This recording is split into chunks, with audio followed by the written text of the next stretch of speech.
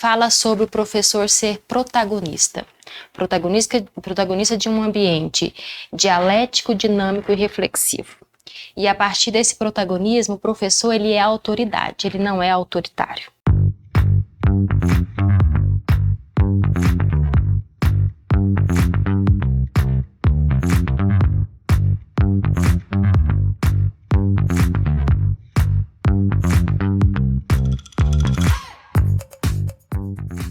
Estamos aqui para mais um tema do dia e para a nossa audiência apresento a convidada de hoje, a professora Euridice Santos Pinho. A professora Euridice Santos Pinho é graduada em enfermagem, especialista em saúde mental, especialista em coordenação de grupo, mestre em saúde coletiva, está agora no seu doutorado, fazendo seu doutorado e trabalha desde a sua formação com a graduação em enfermagem. Professora Euridice, se sinta acolhida por todos nós. Seja bem-vinda.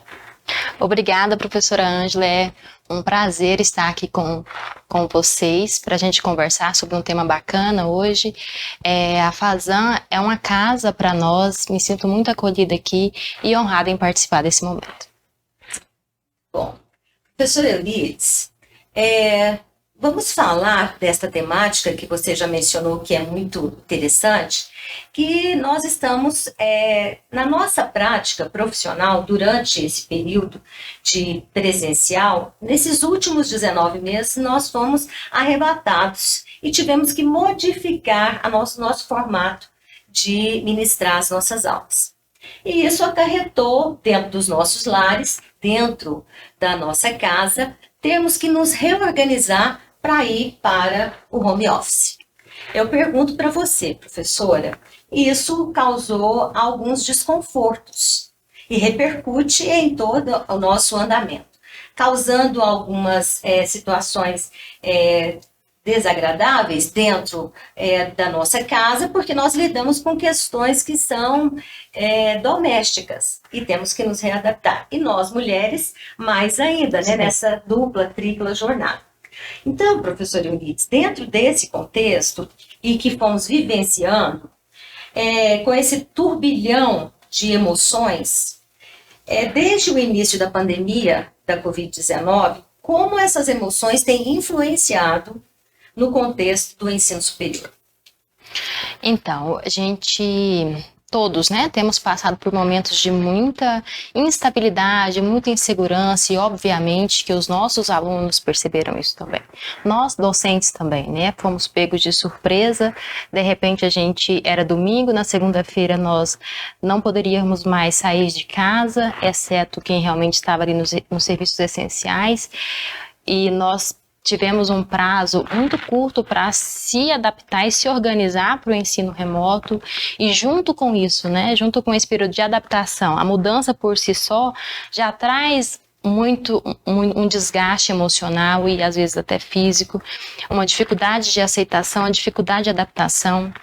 E essa mudança, ela veio devido a algo maior, que trazia outros sentimentos e outras emoções. Perdas de emprego, perdas às vezes de pessoas muito próximas, né, familiares, amigos, a incerteza, a insegurança. Eu me lembro que no início, muitos alunos questionavam muito conosco, né, quando nós vamos retomar? Quando nós vamos retomar?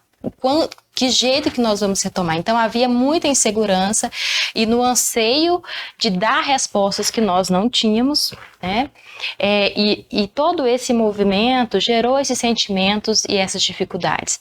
E para além disso tudo, nós sabemos que os nossos alunos são alunos que trabalham o dia todo, que estudam no período noturno e nas suas casas às vezes ainda moram com os pais ou moram em ambientes que não favorecem um espaço silencioso para o estudo, para a concentração, para a atenção. Então está ali assistindo a aula, mas tem outras atividades, especialmente, né, a enfermagem, que é uma profissão majoritariamente feminina, e as mulheres ao chegar em casa têm que assumir muitas funções além da função de aluna.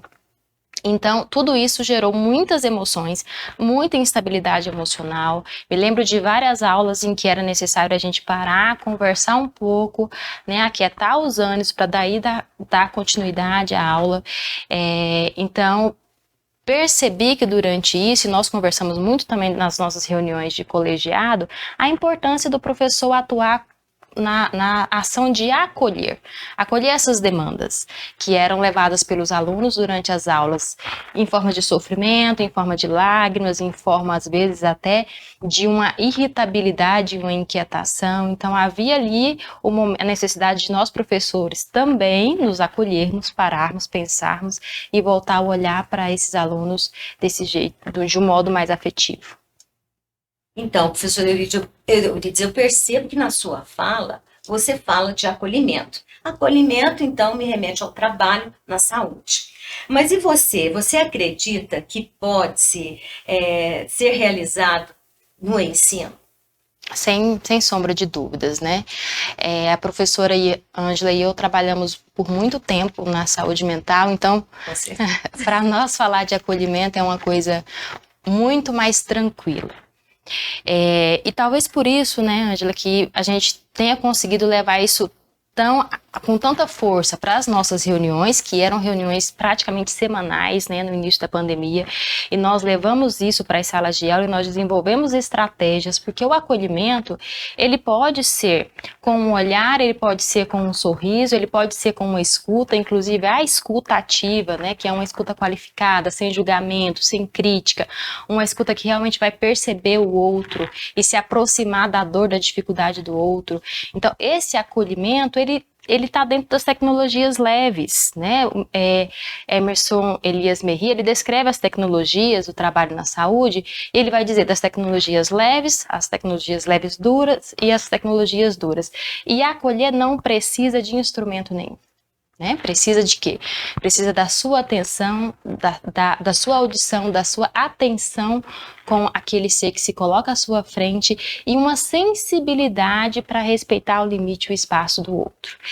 E então, creio que nossos professores conseguiram desempenhar esse papel de acolhimento, né? Creio que nós também conseguimos fazer isso durante as nossas reuniões, em que a gente se acolhia ali naquelas angústias, em todas aquelas incertezas.